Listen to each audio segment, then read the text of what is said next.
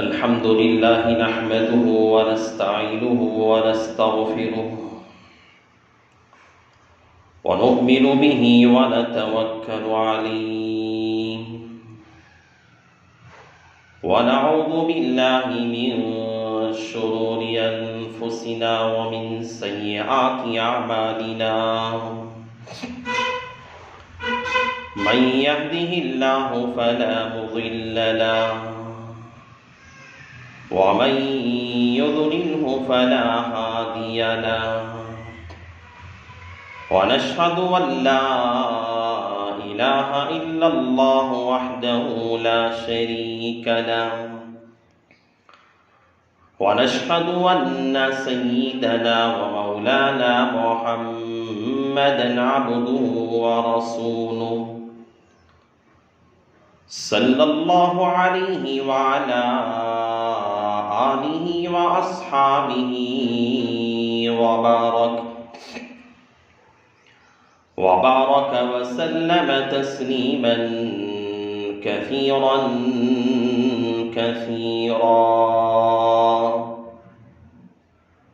أما بعد فأعوذ بالله من الشيطان الرجيم بسم الله الرحمن الرحيم سبحان الذي أسرى بعبده ليلا من المسجد الحرام إلى المسجد الأقصى الذي باركنا حوله لنريه من آياتنا إنه هو السميع البصير وقال النبي صلى الله عليه وسلم كتبت نبيا وآدم بين الروح والجسد أو كما قال النبي عليه الصلاة والسلام رب اشرح لي صدري ويسر لي أمري واحلل عقدة من لساني يفقه قولي اللهم صل على سيدنا مولانا محمد في أول كلامنا اللهم صل على سيدنا مولانا محمد في أوسط كلامنا اللهم صل على سيدنا مولانا محمد في آخر كلامنا. معزز سامعین اکرام اور تشریف فرما قابل قدر، قابل احترام و قابل رشک حضرت مفتی صاحب دامت برکاتہ العالیہ اور حافظ مختار صاحب دامت برکاتہ اور قابل محترم حضرت مولانا عبد القادر حسین صاحب رشیدی دامت برکاتہ العالیہ اور میرے پردہ نشین خواتین ماں اور بہنیں، آج ہم اس دینی محفل میں ہم سب یہاں جو جمع ہوئے ہیں، ہمارا یہاں جمع ہونا بس دینی نسبت کے ہے. یہاں پر ہم سب اس وقت میں بس اتباع رسول صلی اللہ علیہ وسلم پہ جمع ہوئے ہیں. اللہ سے دعا ہے کہ اللہ تعالیٰ ہم سب کے یہاں جمع ہونے کو قبول فرمائے اور ہمارے لیے کل آخرت کے موقع پر ہماری کامیابی اور مغفرت کا ذریعہ بنائے. آمین.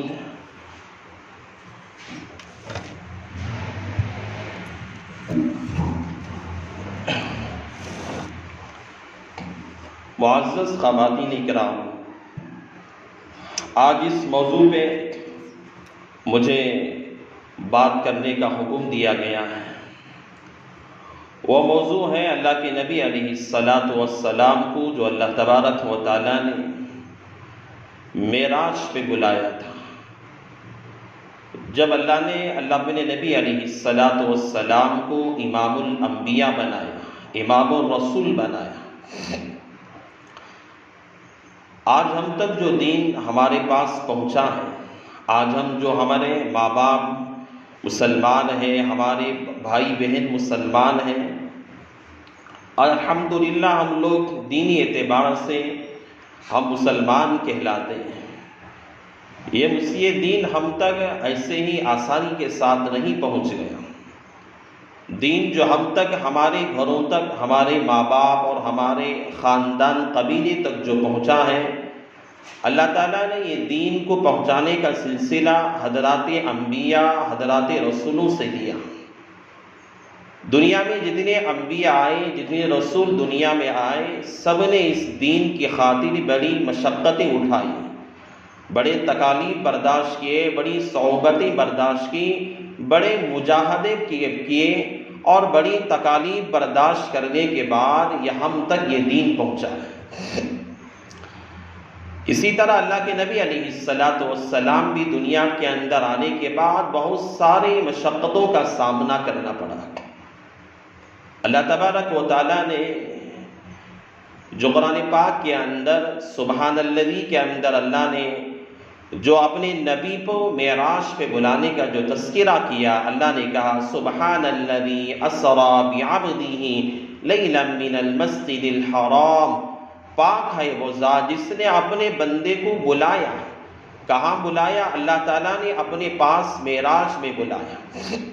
اللہ نے کیوں اپنے نبی علیہ السلام کو معراج پہ بلایا؟ دیکھیے، اللہ کے نبی علیہ السلام جب دنیا میں آئے تھے، اپنے باپ کا سایہ اٹھ چکا تھا۔ اللہ کے نبی علیہ السلام دنیا میں آنے کے بعد کوئی اللہ کے نبی کے باپ دنیا سے وفات پا چکے تھے، اور 6 سال کی عمر ہوئی۔ اللہ کے نبی علیہ السلام کی والدہ محترمہ حضرت آمینہ کا بھی انتقال ہو گیا، اور پھر دادا عبد المطلب نے آپ علیہ السلام کو گود لیا، ان کی پرورش کی۔ بس 2 سال گزرے تھے، 8 سال کی عمر اللہ کے نبی علیہ السلام کی تھی۔ حضرت عبد المطلب جو اللہ کے نبی علیہ السلام کے دادا تھے، ان کا بھی انتقال ہو گیا۔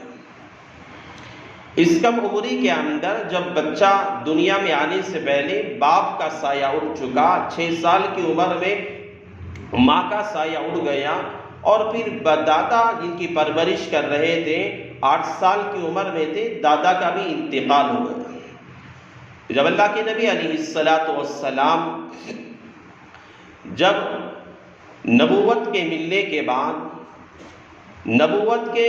7 اور 8 اور 9 سال کا ایک عرصہ ایسا تھا، اس سے پہلے جب اللہ کے نبی علیہ السلام دین کی دعوت لے کر کفار مکہ میں جایا کرتے تھے اور دین کی دعوت دیتے تھے، ایسی بہت ساری تکلیفیں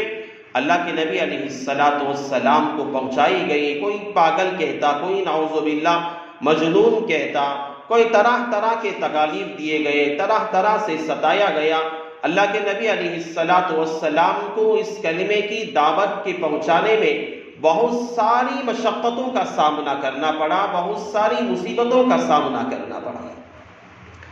یہاں تک کہ ایک وقت ایسا بھی آیا نبوت کے 7 سال میں 7واں سال تھا، تمام قریش مکہ نے اللہ کے نبی علیہ السلام کا اور آپ علیہ السلام پر ایمان لانے والے سارے ایمان والے لوگوں کا بائیکاٹ کر دیا شعب ابی طالب کے اندر۔ ایسا بائیکاٹ کیا کہ کوئی نہ ان سے مل سکتا تھا، نہ بات کر سکتا تھا، نہ کوئی کھانے کی چیز انہیں پہنچائی جا سکتی تھی۔ مکمل بائیکاٹ کر دیا گیا۔ 3 سال تک اسی طرح شعب ابی طالب کے اندر اللہ کے نبی علیہ السلام قید و بند کی زندگی گزارے۔ جیسے ہی 10ویں سال کے موقع، 10ویں نبوت کا 10واں سال تھا، جب باہر آئے، وہاں تقریباً 8 مہینے گزرے تھے۔ جو اللہ کے نبی علیہ السلام کے چچا ابو طالب تھے، ان کا بھی انتقال ہو گیا، جو اللہ کے نبی علیہ السلام کے ہمیشہ حامی و ناصر رہا کرتے تھے، ہمیشہ مدد میں لگے رہا کرتے تھے، اور ابو طالب کی وجہ سے ہی حضرات اللہ کے نبی علیہ السلام کو کفار مکہ تکلیف پہنچانے کے لیے ڈرا کرتے تھے، ستانے کے لیے بھی ڈرا کرتے تھے۔ ابو طالب کا اتنا ڈر رہا کرتا تھا، بس 8 مہینے ہی گزرے تھے وہاں سے باہر نکلنے کے بعد ان کا بھی انتقال ہو گیا۔ ایسا وقت تھا اللہ کے نبی علیہ السلام اپنے چہیتے چچا ابو طالب کے پاس گئے، انتقال کا وقت قریب تھا، اپنے دادا سے اپنے چچا سے کہا کہ چچا آپ کلمہ پڑھ لیجئے، میں اللہ کے یہاں آپ کی سفارش کرواؤں گا، آپ کو جنت میں داخلہ دلواؤں گا۔ لیکن ابو طالب نے اپنی بس عہدے کے ڈر سے اور اب بس یہ کہہ دیا علی ملت عبد المطلب، میں اگر اب کلمہ پڑھ لیا تو لوگ میرے جانے کے بعد کہیں گے کہ اس نے ڈر سے اپنے بھتیجے کا ایمان قبول کر لیا، بھتیجے کے دین کو قبول کر لیا، لوگ تانے دیں گے، اس لیے میں ان تانوں کی وجہ سے تیرے دین کو میں قبول نہیں کر سکتا۔ کہہ دیا علی ملت عبد المطلب، میں اب مر رہا ہوں عبد المطلب کے دین پہ مر رہا ہوں۔ اللہ کے نبی علیہ السلام کے اس کہنے پر اللہ تعالیٰ نے کہا انک لا تہدی من احببت ولکن اللہ من یشاء، اللہ آپ جسے چاہے ہدایت نہیں دے سکتے، اے ہمارے نبی آپ جسے چاہے ہدایت نہیں عطا کر سکتے، ہدایت دینا تو ہمارا کام ہے، ہم جسے چاہتے ہیں ہدایت عطا فرماتے ہیں۔ ابو طالب کا انتقال ہوا، بس 3 دن کے بعد اپنی چہیتی بیوی حضرت خدیجۃ الکبریٰ کا بھی انتقال ہو گیا، جو ہمیشہ اللہ کے نبی علیہ السلام کے ساتھ ہمیشہ ہر دکھ میں، ہر رنج میں، ہر تکلیف میں، ہر پریشانی میں، ہر صدمے میں اللہ کے نبی علیہ السلام کے ساتھ رہنے والی، اللہ کے نبی کو تسلی دینے والی جو بیوی تھی، ان کا انتقال بھی ابو طالب کے انتقال کے 3 دن بعد ان کا بھی انتقال ہو گیا۔ ایسا سال تھا، ایسا غموں کا ڈھیر اللہ کے نبی علیہ السلام پہ لگا ہوا تھا۔ اللہ کے نبی علیہ السلام نے سوچا کہ ان حالات کے اندر جب کفار مکہ میری بات ماننے کے لیے تیار نہیں ہے، اور جو میرے چچا ابو طالب تھے، جو میری ہمت افزائی کرتے تھے، میری مدد کرتے تھے، اور جن کے رہتے ہوئے کوئی کافر مجھے تکلیف نہیں پہنچا سکتا تھا، ڈرا کرتے تھے، اب وہ بھی انتقال کر گئے، اور اپنی چہیتی بیوی حضرت خدیجۃ الکبریٰ رضی اللہ تعالیٰ عنہا کا بھی انتقال ہو گیا۔ اسی سوچ میں تھے، اللہ کے نبی علیہ السلام نے سوچا کہ چلو پاس کا جو شہر ہے، طائف کا جو شہر ہے، اس زمانے کے اندر بہترین شہر کہا جاتا تھا، خوشحالی کے اندر جو بہترین شہر تھا، مکہ مکرمہ کے بعد دوسرے نمبر پر خوشحالی کے اندر اس زمانے کے اندر طائف کا ہی شہر تھا۔ اللہ کے نبی علیہ السلام نے سوچا کہ چلو وہاں جا کر طائف کے رہنے والے لوگوں کو ہم دین کی دعوت پہنچائیں گے، وہاں کے لوگ اگر مان گئے تو میں کامیاب ہو جاؤں گا، اور میری محنت کامیاب ہو جائے گی۔ چلو مکہ کے لوگ تو انکار کریں، لیکن طائف کے لوگ تو میری بات مانیں گے۔ اللہ کے نبی علیہ السلام یہاں سے مکہ المکرمہ سے نکل کر چلے، تقریباً 60 میل کا سفر تھا، اپنے ساتھ حضرت زید بن حارثہ رضی اللہ تعالیٰ عنہ کو لے کر چلے، طائف کے بادشاہوں کو دین کا پیغام پہنچایا، دین کی دعوت دی، اور کہا کہ ایک خدا کی عبادت کرو، اور میں اللہ کی طرف سے بھیجا ہوا نبی ہوں، بھیجا ہوا رسول ہوں۔ تو ان بادشاہوں نے، طائف کے رہنے والے لوگوں نے انکار کیا۔ کسی نے کہا کہ کیا ضرورت تھی اللہ کو تجھے ہی نعوذ باللہ نبی بنا کر بھیجنے کی۔ کسی نے کہا کہ اگر آپ نبی ہیں، اگر آپ کی بات کا میں انکار کر دوں گا اللہ کی پکڑ مجھے ہو جائے گی، اگر آپ نہ نبی نہیں ہیں تو آپ کی بات کو ماننا میرے لیے بیکار ہوگا۔ طرح طرح سے انکار کر دیا، لیکن انکار کرنے کے ساتھ اللہ کے نبی علیہ السلام آزردہ ہو کر جب طائف سے واپس ہو رہے تھے، اتنا لمبا سفر تھا، سواری نہیں تھی، گھوڑا نہیں تھا، اور بغیر کسی سواری کے پیدل اللہ کے نبی نے 60 میل کا سفر کر کے طائف کو گئے ہوئے۔ اللہ کے نبی علیہ السلام طائف سے جب واپس ہو رہے تھے، وہاں کے ان بادشاہوں نے اللہ کے نبی علیہ السلام کے پیچھے گاؤں کے شہر کے رہنے والے اوباش شریر قسم کے لڑکوں کو لگا دیا، جو اللہ کے نبی علیہ السلام کے لیے پتھر برسانے لگے، اپنے ہاتھوں میں پتھر لے کر اللہ کے نبی پر پتھر برسانے لگے، یہاں تک کہ اللہ کے نبی علیہ السلام ایک ایک قدم رکھتے اور پیچھے سے اوباش لڑکے اللہ کے نبی علیہ السلام پر پتھروں کی برسات کرتے، یہاں تک کہ اللہ کے نبی علیہ السلام خون سے لہولہان ہو گئے، اور آپ اللہ کے نبی کے جوتے مبارک خون کی وجہ کے زیادہ نکلنے کی وجہ سے جم گئے، اور ان کی پنڈلیاں جم گئی، اور کپڑے اللہ کے نبی کے خون سے لہولہان ہو چکے تھے۔ حضرت زید بن حارثہ کہتے ہیں اللہ کے نبی علیہ السلام کو میں بچانے کے لیے بار بار اللہ کے نبی کو اپنے سامنے لے لیتا، جس کی وجہ سے میرے سر پر بھی پتھر لگا اور میرے سر سے بھی خون بہنے لگا، یہاں تک کہ اللہ کے نبی علیہ السلام جو بڑی مشکل سے آتے آتے ایک جگہ پہ پہنچے جہاں ایک انگور کا باغ تھا۔ اللہ کے نبی نے کہا کہ یہ جگہ کچھ سکون کی لگ رہی ہے، یہاں تھوڑی دیر ہم آرام کر کے آگے اپنا ہم سفر کر لیں گے۔ اس کھجور کے باغ کے نیچے اللہ کے نبی علیہ السلام تھوڑی دیر آرام کر رہے تھے، اور وہ باغ بھی دشمن اسلام جو ہمیشہ اللہ کے نبی علیہ السلام کو تکالیف دینے میں، پریشان کرنے میں، نعوذ باللہ اللہ کے نبی کو قتل کرنے کے پلان اور کوششوں میں اور مشورے میں لگے ہوئے تھے، عتبہ اور شیبہ کا وہ باغ تھا۔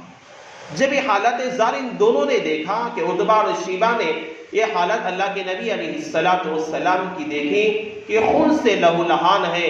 آپس میں کہنے لگے ارے اور اس محمد پر صلی اللہ علیہ وسلم پر بہت ہی پیار آتا ہے، ایک ایسا انسان ہے، یہاں ہم نے انکار کر دیا، طائف والوں نے تو کیا حال بنا دیا، طائف والے نے تو محمد کا کیا حال کر دیا، پتھر مار کر تو خون سے لہولہان کر دیے ہیں۔ تو اپنے ایک غلام تھا، اس غلام کو بلایا، عداس غلام تھا، اسے بلا کر کہا کہ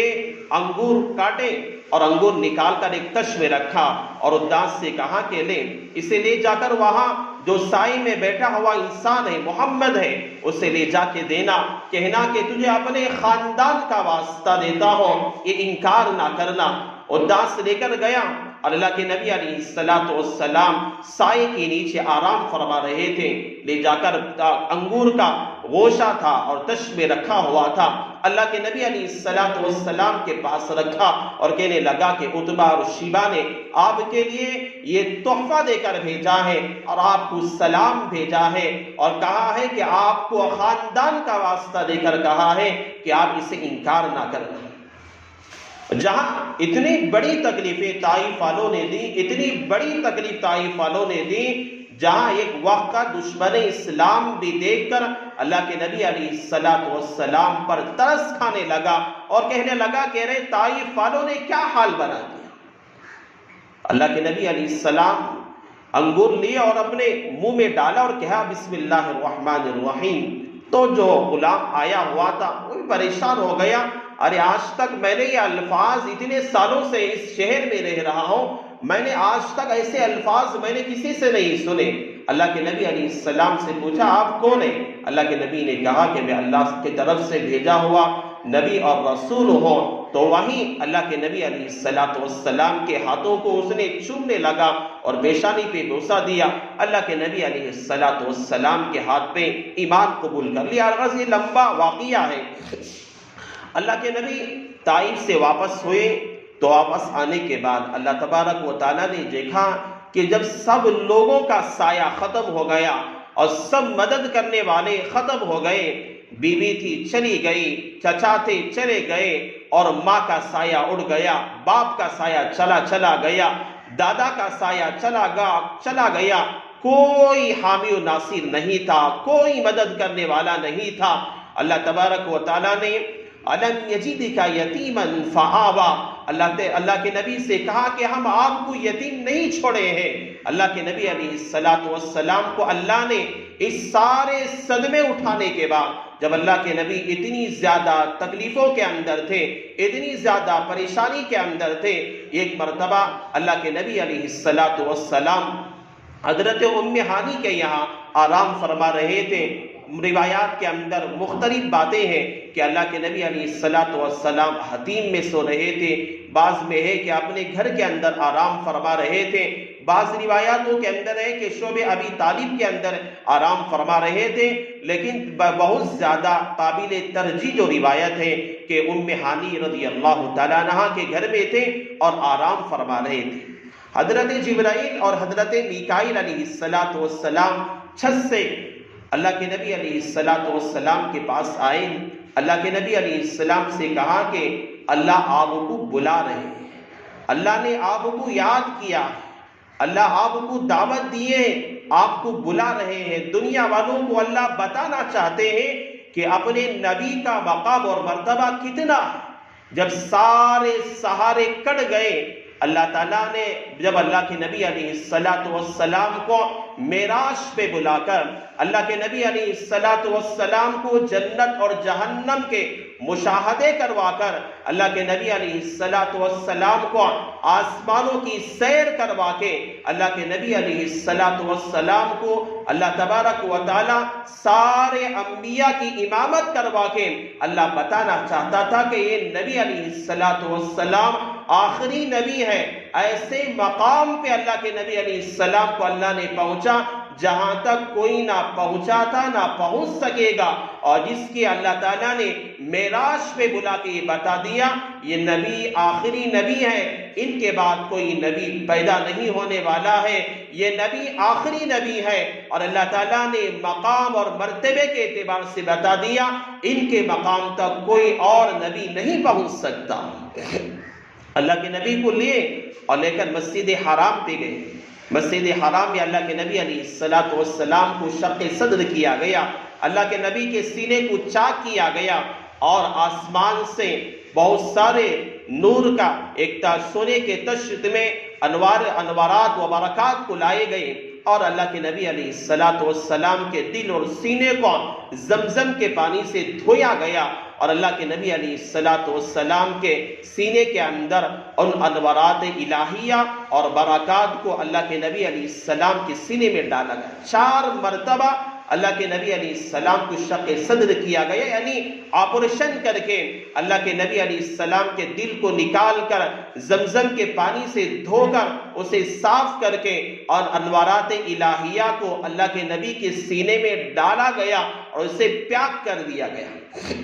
یہ ایک مرتبہ تو وہ تھا جب 4 سال کی عمر تھی، حضرت حلیمہ سعدیہ کے یہاں اللہ کے نبی تھے، اس مرتبہ 4 سال کی عمر میں ایک مرتبہ ہوا، اور 10 سال کی عمر میں اللہ کے نبی علیہ السلام بکریاں چرا رہے تھے، اس موقع پہ ایک مرتبہ شق صدر کیا گیا، اور اللہ کے نبی علیہ السلام کو بعثت کے وقت یعنی نبوت دینے کے وقت میں جب نبوت کا تاج پہنایا گیا، 40 سال کی عمر میں اللہ کے نبی علیہ السلام کو جب نبوت دی گئی، اس وقت ایک واقعہ یہ پیش آیا کہ شق صدر کیا گیا، اور 4تھی مرتبہ یہ ہوا کہ اللہ کے نبی علیہ السلام کو اللہ تعالیٰ نے جب معراج پہ بلایا، اس موقع پر بھی شق صدر کیا گیا، اور مسجد حرام میں کہ یہ شق صدر ہوا۔ پھر اللہ کے نبی علیہ السلام کو لیے اور براق ایک سواری دے، تیز رفتار، اتنی تیز رفتار علماء نے لکھا ہے منتہائے نظر تک انسان کی نگاہ جہاں جا کر پہنچتی ہے اس کا قدم اتنا تیزی سے تھا کہ منتہائے نظر پہ اس کا قدم رکھا جاتا تھا، اتنی تیز رفتار سواری تھی۔ اور جو خچر سے چھوٹی گدھے سے بڑی کا کہا جاتا ہے کہ یہ براق پہ سوار کیا گیا۔ اللہ کے نبی علیہ السلام کو من المسجد الحرام، اللہ کے نبی علیہ السلام کو مسجد حرام سے لے جایا گیا مسجد اقصی کی طرف، اسے اسراء کہا جاتا ہے، اور جو مسجد اقصی سے یعنی بیت المقدس سے لے کر معراج پہ جو آسمانوں کی سیر کی گئی اسے معراج کہا جاتا ہے، اور بعض علماء نے کہا کہ دونوں کو اسراء بھی کہا جاتا ہے اور معراج بھی کہا جاتا ہے۔ جب سفر شروع ہوا اللہ کے نبی علیہ السلام کو براق پہ سوار کیا گیا۔ بعض روایتوں میں یہ بھی آیا ہے کہ اللہ کے نبی علیہ السلام کے ساتھ حضرت جبرائیل علیہ السلام بھی سوار تھے، اور بعض کے اندر آیا کہ اللہ کے نبی علیہ السلام کی سواری کے لگام پکڑے ہوئے تھے۔ الغرض اللہ کے نبی علیہ السلام کو لے کر چلے اور راستے میں ایک جگہ دیکھا کہ ایک بوڑھیا ہے اللہ کے نبی علیہ السلام کو بلا رہی ہے، اور اللہ کے نبی سے حضرت جبرائیل نے کہا کہ یا رسول اللہ آپ اس طرف نہ دیکھیے۔ پھر آگے چلتے ایک بوڑھا اللہ کے نبی کو آواز دیتا ہے، اللہ کے رسول سے حضرت جبرائیل کہتے ہیں کہ آپ اس طرف متوجہ مت ہوئیے۔ پھر آگے بڑھتے پھر وہاں ایک جماعت ہوتی ہے، اللہ کے نبی علیہ السلام کو سلام پیش کرتی ہے۔ حضرت جبرائیل کہتے ہیں کہ یا رسول اللہ صلی اللہ علیہ وسلم آپ ان کے سلام کا جواب دے دیجیے۔ اللہ کے نبی پوچھتے ہیں کہ جبرائیل یہ کون لوگ تھے؟ حضرت جبرائیل فرماتے ہیں کہ یا رسول اللہ صلی اللہ علیہ وسلم جو سب سے پہلی بوڑھی نے جو سلام کیا تھا وہ دنیا تھی، اگر آپ اس کی طرف متوجہ ہو جاتے تو آپ کے امت کے لوگ بھی اب دنیا کو دین پہ ترجیح دینے والے ہو جاتے۔ اور جو بوڑھا تھا یہ شیطان تھا جو آپ کو اپنی طرف متوجہ کرنا چاہتا تھا، اور یہ جو جماعت جو اس نے آپ کو سلام پیش کیا یہ حضرات انبیاء، حضرت عیسیٰ علیہ السلام، حضرت موسیٰ اور حضرت یحییٰ علیہ السلام کی جماعت تھی جو آپ کو سلام پیش کیے تھے۔ الغرض آگے اللہ کے نبی علیہ السلام بڑھتے ہیں، وہاں اللہ کے نبی علیہ السلام مسجد اقصیٰ تک آنے تک 4 مقامات ایسے ہیں جہاں پہ اللہ کے رسول علیہ السلام رکے اور پھر اس کے بعد آگے بڑھے تھے۔ ایک مقام آیا اللہ کے نبی علیہ السلام وہاں پہ رکے، حضرت جبرائیل نے کہا ایک ایسا مقام آیا جہاں بہت سارے کھجوروں کے درخت تھے۔ حضرت جبرائیل علیہ السلام نے کہا کہ یا رسول اللہ صلی اللہ علیہ وسلم یہاں اتریے اور 2 رکعت نماز پڑھیے۔ اللہ کے رسول اترے اور نماز پڑھی، نماز پڑھنے کے بعد بھی سوار ہو گئے۔ حضرت جبرائیل نے کہا یا رسول اللہ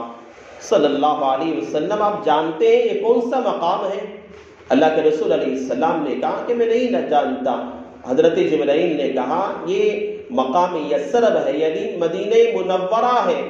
آپ آئندہ اسی شہر کو آپ ہجرت کر کے جائیں گے، یعنی مدینہ کو ہجرت کر کے جائیں گے۔ اور پھر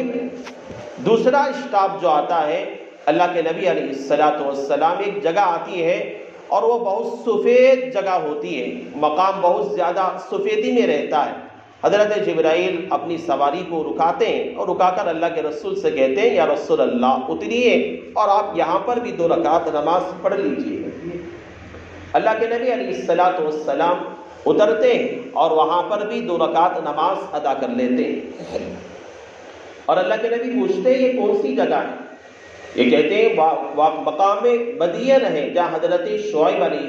السلام رہے ہیں، یہ حضرت شعیب علیہ السلام کا مسکن ہے۔ آگے بڑھتے پھر وہاں ایک مقام، پھر تیسرا اسٹاپ جو آتا ہے، تیسری منزل جو آتی ہے، پھر وہاں پر بھی حضرت جبرائیل کہتے ہیں کہ یہاں پر بھی اتریے اور نماز ادا کر دیجیے۔ یہ ایک مقام جو ہوتا ہے وہ وادی سینا کا مقام، جہاں حضرت موسیٰ علیہ السلام نے اپنے رب سے ہم کلامی کی تھی، جہاں اللہ سے بات کیا تھا، وہ مقام ہوتا ہے، وہاں پر بھی 2 رکعت نماز پڑھتے ہیں۔ چوتھا اسٹاپ جو بیت اللحم آتا ہے وہاں پر بھی اللہ کے نبی علیہ السلام 2 رکعت نماز ادا کرتے ہیں۔ الغرض اس واقعے کے موقع پر، اس سفر میں اللہ کے نبی علیہ السلام نے بہت مشاہدے بھی کیے۔ 3 طرح کے مشاہدے اللہ کے نبی علیہ السلام کو اس سفر کے اندر کروائے گئے۔ ایک مشاہدہ عالم برزخ کا مشاہدہ تھا، ایک مشاہدہ عالم آخرت کا مشاہدہ، اور ایک مشاہدہ عالم اسباب کا مشاہدہ۔ عالم اسباب جس طرح کی یہ دنیا ہے، یہ دنیا عالم اسباب ہے۔ اللہ کے نبی علیہ السلام کو عالم اسباب کا بھی مشاہدہ کروایا گیا، اور دوسرا مشاہدہ عالم برزخ کا ہے، یعنی انسان کے مرنے کے بعد جو انسان کو جلا دیا گیا ہو یا اسے پانی میں پھینک دیا گیا ہو یا اسے کسی جگہ دفن کر دیا گیا ہو، جس طریقے سے بھی ہو، انسان کے مرنے کے بعد سے لے کر قیامت تک کا جو موقع ہے، جو مرحلہ ہے، اسے عالم برزخ کا زمانہ کہا جاتا ہے۔ اللہ کے نبی علیہ السلام کو عالم برزخ کے حالات کا مشاہدہ کروایا گیا۔ اللہ کے نبی علیہ السلام کو اس سفر میں عالم آخرت یعنی انسان کے عالم قیامت کے دن کے بعد سے لے کر ابد الآباد تک کے جو حالات ہیں، اللہ کے نبی علیہ الصلاۃ والسلام کو ان حالات کو بھی دکھلایا گیا، اس کا بھی مشاہدہ کروایا گیا۔ اس کے اندر وقت ہو رہا ہے، دو تین باتیں جو اس واقعے کے اندر ہمارے لیے بڑی عبرت کی ہیں، جو اللہ کے نبی علیہ الصلاۃ والسلام نے دیکھا۔ اس سے پہلے انبیاء علیہ الصلاۃ والسلام، جتنے انبیاء آئے، سارے انبیاء نے کوئی بات پیش کر دی، یا کوئی عذاب کے متعلق یا عبرت کے متعلق جو باتیں پیش کی اپنی کتابوں سے یا اللہ کی طرف سے کہی ہوئی باتیں تھیں۔ لیکن ہمارے نبی علیہ الصلاۃ والسلام کی یہ خصوصیت یہ بھی ہے، اللہ کے نبی علیہ الصلاۃ والسلام کو امت کو جو پیغام پہنچایا، یہ پیغام یہ بھی تھا کہ اللہ کے نبی نے معراج کے موقع پر مشاہدہ کیا تھا، دیکھا تھا۔ ایک جگہ پہ اللہ کے نبی علیہ الصلاۃ والسلام اسی سفر میں اللہ کے نبی علیہ السلام نے دیکھا کہ ایک آدمی ہے، اور اس کے سر کو بڑے پتھر لے کر ایک دوسرا آدمی کھڑا ہے، اس کے سر پہ مارتا ہے، جس کی وجہ سے اس کا سر پھٹ جاتا ہے اور وہ پتھر لڑکتا ہوا جاتا ہے۔ پھر وہ آدمی اس پتھر کو اٹھاتا ہے، پھر وہ اس کا سر صحیح ہو جاتا ہے، پھر دوبارہ مارتا ہے، جس کی وجہ سے اس کے چیخنے اور چلانے کی آواز بہت زیادہ ہے۔ اس طرح سے عذاب ہو رہا ہے۔ اللہ کے نبی علیہ الصلاۃ والسلام نے حضرت جبرائیل سے پوچھا کہ جبرائیل، یہ کون انسان ہے، اتنا سخت ترین عذاب اسے کیوں ہو رہا ہے کہ اس کے پتھر کو کچلا جا رہا ہے، اور پھر پتھر لڑکتا ہوا نیچے جا کے گر جاتا ہے، پھر اسے اٹھایا جاتا ہے، اس کا سر دوبارہ صحیح ہو جاتا ہے، پھر اسے کچلا جاتا ہے، کیا وجہ ہے، کیوں اس طرح سے عذاب ہو رہا ہے؟ حضرت جبرائیل علیہ السلام نے فرمایا کہ یا رسول اللہ صلی اللہ علیہ وسلم، یہ وہ لوگ ہیں، آپ کی امت کے وہ لوگ ہیں جو دنیا کے اندر فرائض نماز کو ترک کر دیا کرتے تھے۔ صبح میں جب اذان کی آوازیں حی علی الصلاۃ حی علی الفلاح، اور یہ آوازیں کان میں پہنچتی تھیں، آؤ کامیابی کی طرف، آؤ کامیابی کی طرف، جب مؤذن اذان دیا کرتا تھا، اور اپنے اوڑھنے میں ہم گرم ہو کے سو جایا کرتے تھے۔ اللہ کے نبی علیہ السلام نے فرمایا کہ جو آدمی دنیا کے اندر، اللہ کے نبی نے مشاہدہ کر کے، اللہ کے نبی علیہ الصلاۃ والسلام نے فرمایا جو آدمی دنیا کے اندر فرائض کو ترک کرے گا، نمازوں کو ضائع کرے گا، فجر کی نماز ضائع کر دے گا، نیند کو اپنائے گا، میٹھی نیند سو جائے گا اور نمازوں کو ترک کر دے گا۔ مؤذن کی آوازیں ہماری کانوں میں پڑتی ہیں، لیکن ہم نماز پڑھنے کے لیے تیار نہیں ہوتے۔ فجر کی نماز کا مسئلہ ہے، ہم دیکھتے ہیں ہمارے یہاں ڈھیر چبہار لوگ ہیں، صبح کی نماز میں دیکھو ہمارے یہاں سارے مسلم علاقے کے لوگ سارے سوئے رہتے ہیں، ایسے ہیں مردے ہیں جو سو رہے ہیں۔ لیکن جا کر آپ دیکھو جو غیر مسلم کا علاقہ ہے، کافر ہے، مشرک ہے، ان علاقوں کے اندر آپ جا کر دیکھیں گے فجر کی نماز سے پہلے سارے کے سارے کافر لوگ اٹھ جاتے ہیں، اور ہر آدمی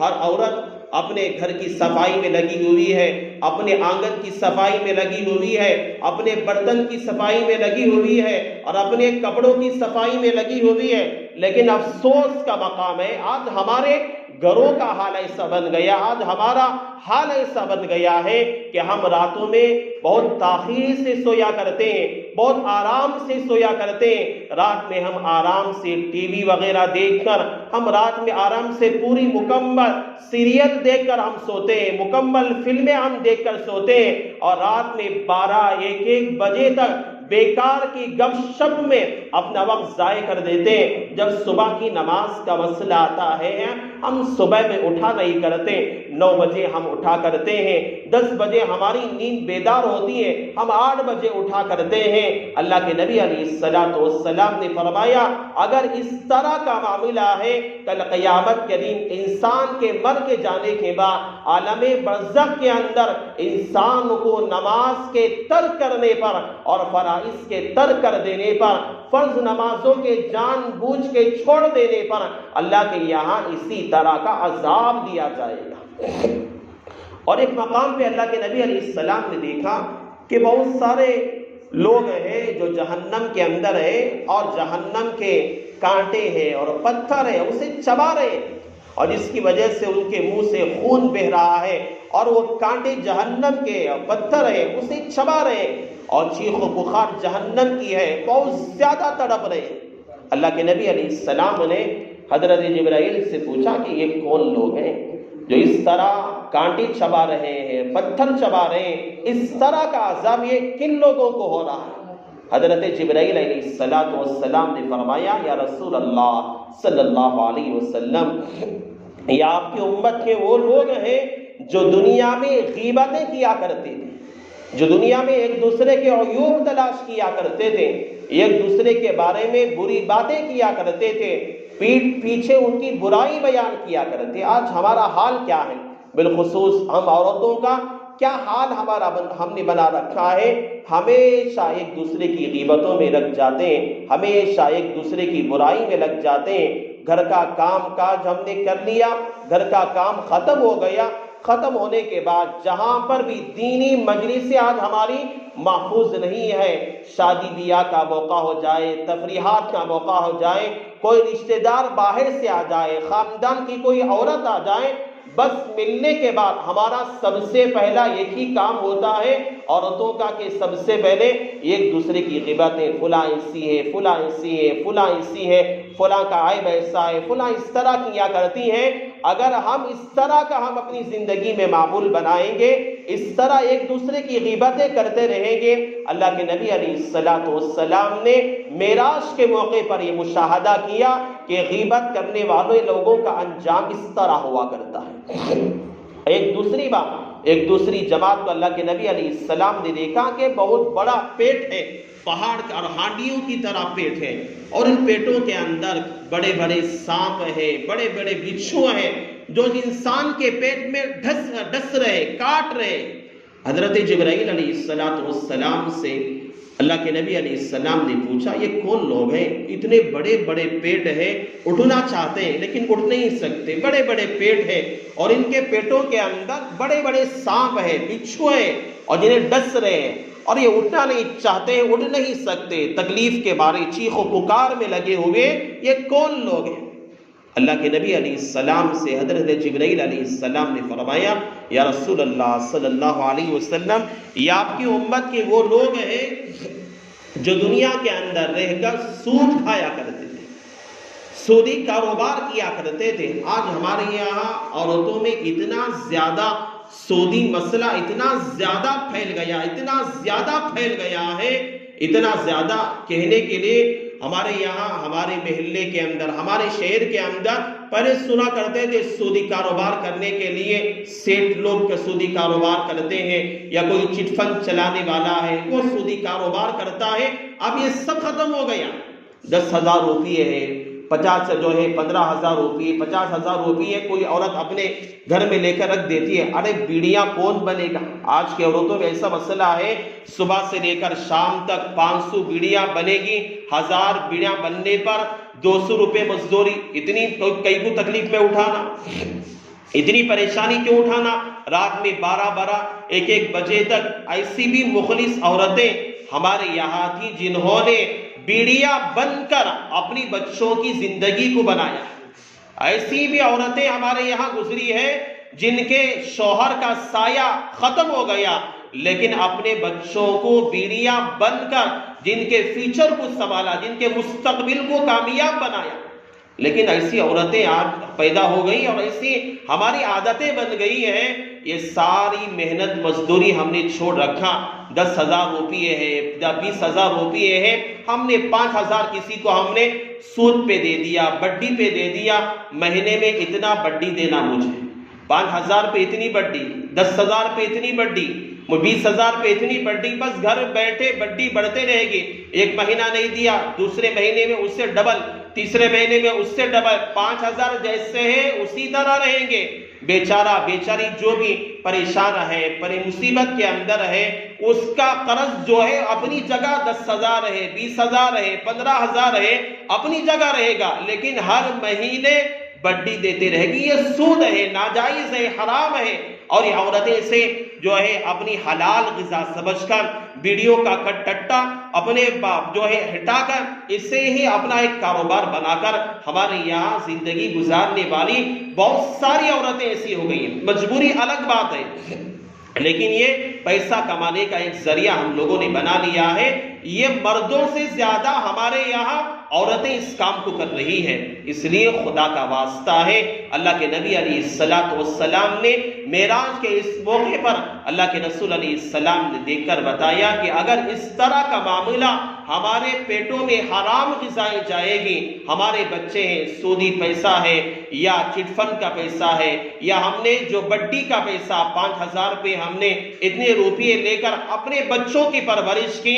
آپ اپنے سینے پر ہاتھ رکھ کے بتائیں، اپنے دل پر آپ ہاتھ رکھ کے بتائیں کہ ہمارے بچے کہاں جنید بغدادی ہو سکتے ہیں، ہماری بچیاں کہاں سے نیک بن سکتی ہیں، ہمارے بچے کہاں سے صالح بن سکتے ہیں، کہاں ہمارے بچے حافظ قرآن بن سکتے ہیں. ارے ہمارے بچوں کو اگر ہم نے جو ہے غلط پیسہ انہیں کھلایا، غلط رزق ہم نے انہیں کھلایا، غلط کمائی ہم نے انہیں کھلائی، ہمارے بچے کل کے بڑے ہونے کے بعد خدا کی قسم ہمارے فرما بردار نہیں بن سکتے. جب بندہ اللہ کو راضی کرنے والا نہیں بن سکا، وہ ماں باپ کو راضی کرنے والا کہاں سے بن سکے گا؟ اس لیے یہ بہت ساری باتیں ہیں، ہمیں عمل کرنے کی ضرورت ہے، بے انتہائی عمل کی ضرورت ہے. سب سے بڑا تحفہ اس معراج کے واقعے کے اندر اللہ کے نبی علیہ السلام کو اللہ تعالیٰ نے جو تحفہ دیا تھا، نماز کا تحفہ تھا. نماز ہم میں سے ہر ایک کو پابندی کرنے کی ضرورت ہے. 5 نمازوں کی پابندی کی بے حد ضرورت ہے. اور اس کے بعد جو باتیں میں نے کہی، غیبت کا مسئلہ ہے، جہاں تک ہو سکے عورتیں ہم میں سے ہر ایک غیبت سے بچنے کی کوشش کرے. کوئی آ کر بات کرے تو اسے صاف کہہ دے کہ دیکھو بہن، میری بات اور آپ کی باتیں دوسروں کی بات مت کیا کرے. اچھی باتیں تو اس کا تذکرہ کر دیا کرے، دوسروں کے عیوب ہے اس کا تذکرہ میرے سامنے ہرگز نہ کیا کرے. اور تیسرا اہم پیغام آپ کی سے میرا یہ ہے کہ ہم سودی کاروبار، چٹ فنڈ کا مسئلہ ہے. ارے زندگی آج ہے، کل ختم ہو جائے گی، پتہ نہیں کب دنیا سے جانے والا ہے. آج کوئی دنیا سے گیا، کل کون چلا جائے گا. موت کا فرشتہ کب کس کے گھر پہ آ کر دستک دے گا، کوئی نہیں جانتا. اذا جاء اجلهم لا يستأخرون ساعة ولا يستقدمون. موت کا فرشتہ آئے گا، ہماری روح نکال کے چلا جائے گا. یہ ہمارا مال پیسہ کچھ کام آنے والا نہیں ہے. جہاں تک ہو سکے ہم اپنی زندگی کو صالح بنائیں، اچھی بنائیں. ہم اپنے بچوں کو، اپنے گھر والوں کو حلال روزی کھلانے کی فکر کریں. اللہ سے میں دعا کرتا ہوں، اللہ تعالیٰ نے آج جو باتیں مجھے ناچیز سے کہلوائی ہے، اللہ سب سے پہلے مجھے عمل کی توفیق نصیب فرمائے. اللہ تمام کو بھی عمل صالح کی توفیق نصیب فرمائے. اس موقع پر میں بالخصوص حضرت مفتی صاحب دامت برکاتہم العالیہ کا میں شکر گزار ہوں کہ حضرت والا نے مجھ جیسے طالب علم کو موقع دیا اور اس قابل سمجھا. اللہ سے دعا میں کرتا ہوں اللہ تعالیٰ حضرت والا کو نعم البدل عطا فرمائے. اللہ تعالیٰ حضرت والا کا سایہ ہم سب پہ تادیر قائم و دائم رکھے. اللہ حضرت والا کی عمر میں، صحت میں خوب برکت عطا فرمائے. آمین. وآخر الدعوانا ان الحمد للہ رب العالمین.